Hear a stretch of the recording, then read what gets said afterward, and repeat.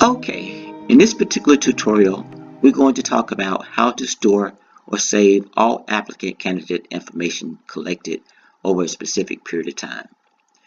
As usual, I open up on the onboarding spreadsheet or the orientation class schedule, but it is not necessary. It all depends on what sheet you're on when you close, and most of you may spend more time in the interview spreadsheet. So I'm going to click over to the interview spreadsheet. Now, in this particular spreadsheet, you can see that it's populated with information that we've used previously. Again, as a disclaimer, I want to let everyone know that the information you see here is all fictitious information that I created just for the purpose of this tutorial. Now, in a previous session, we talked about how to reset this particular page, and the functions on storing applicant data information is very similar.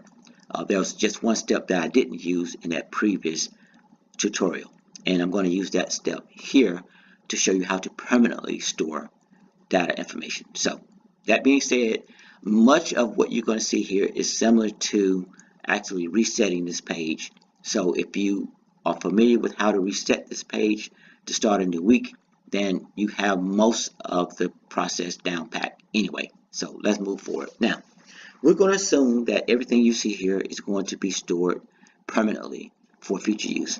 Whether that person was not invited, if this is the page you choose to put it on, or whether that person did not show up, or we sent a turn down letter, or was not eligible, whatever the case may be, that information will more than likely start here before moving over to the onboarding spreadsheet. Therefore, this will be the page that we're going to actually store for future reference in the permanent archives. The first thing you would do when you're preparing to store the information from your interview schedule is go to Save Content. Make sure that the page has been cleared by coming up here to delete all content. The page should be clean. The only reason that is because this is a secondary archives, meaning that from week to week, this page changes based on what you're doing on the interview schedule, and that I explained during the interview setup. So I'm not going to go back over that in this particular session. So let's go back now to the interview page. Now that we've confirmed that the page is cleared, we're going to come up, or actually we don't need to. We can actually have the cursor anywhere on this particular page. It really doesn't matter when we get ready to save this content. We just simply go over and we click Save Content. Now at this point, the information has now been saved to the secondary archives. All right, so which is the temporary archives is a better word.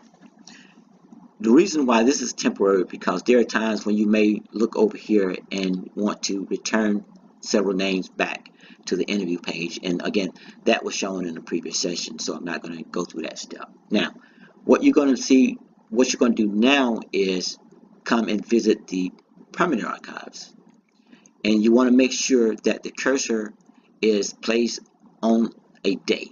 And in this particular case, obviously it's never been used, so there's no applicant data here, but clearly in the future or at your location there will be data at some point.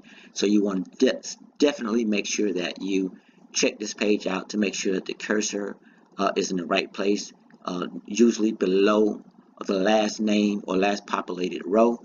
In this particular case, because there are no populated rows, we're going to put the cursor here on column B, which is in reality the first column or the main row, which has the day of the schedule. So you can see here that at some point you will be able to sort all the information by last names. You can sort all the information by the dates that they were interviewed, and you can sort the information by the position, whichever one you deem necessary to locate information that you're searching for in the future. At the location where I am, we have well over 1,000 names listed at this point, and so being able to go through and sort them by department or date or last name is extremely helpful. So now we're going to go ahead and leave this particular page now that we've made sure that the cursor is where it should be.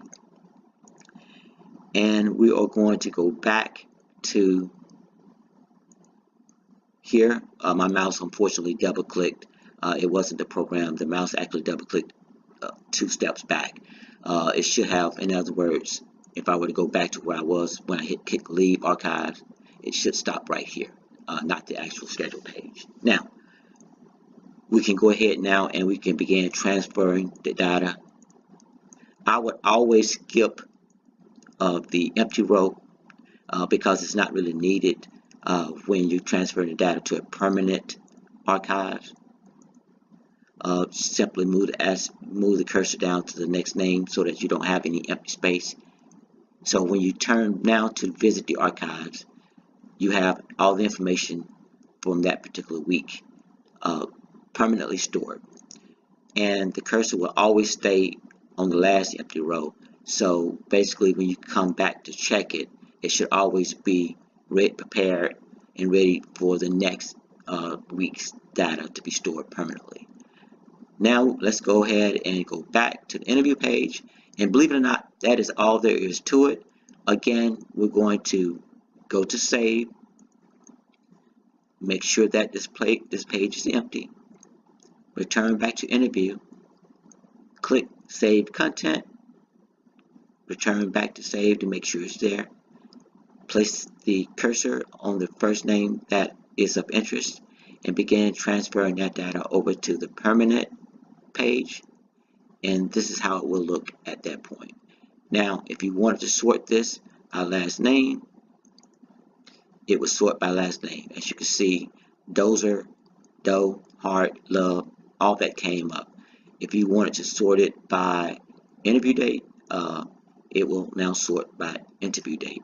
And if you want to sort it by department, I think it's already sorted, then obviously bulk would become first, and on and on and on. So again, an extremely useful tool to help you in the future track information that may be of interest down the road.